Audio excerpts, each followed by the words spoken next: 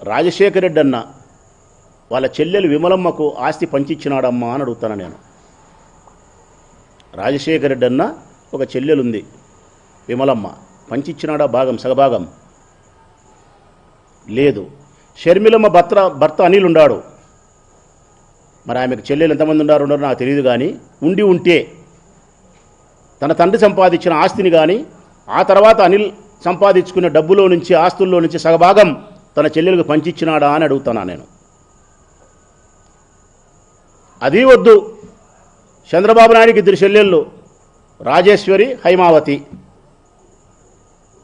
ఈరోజు నీ కూతురు, నీ మరిది కూతురు ఎవరినైతే అన్నా న్యాయం చేయని చంద్రబాబు నాయుడు పోయి అడిగిందో, మా అన్న నాకు అన్యాయం చేస్తున్నాడు, నువ్వు న్యాయం చెయ్యన్నా అని చంద్రబాబు నాయుడు పోయి అడిగిందో, ఆ అన్న చంద్రబాబు నాయుడు అన్న 2 ఉన్నారు చెల్లెళ్ళు, రాజేశ్వరి, హైమావతి. అక్క ఒకరు, చెల్లెలు ఒకరు. ఇచ్చినాడమ్మా. తన తండ్రి ఆస్తి 2 ఎకరాలలో ముక్కాలు ఎకరా పంచుకున్నారా?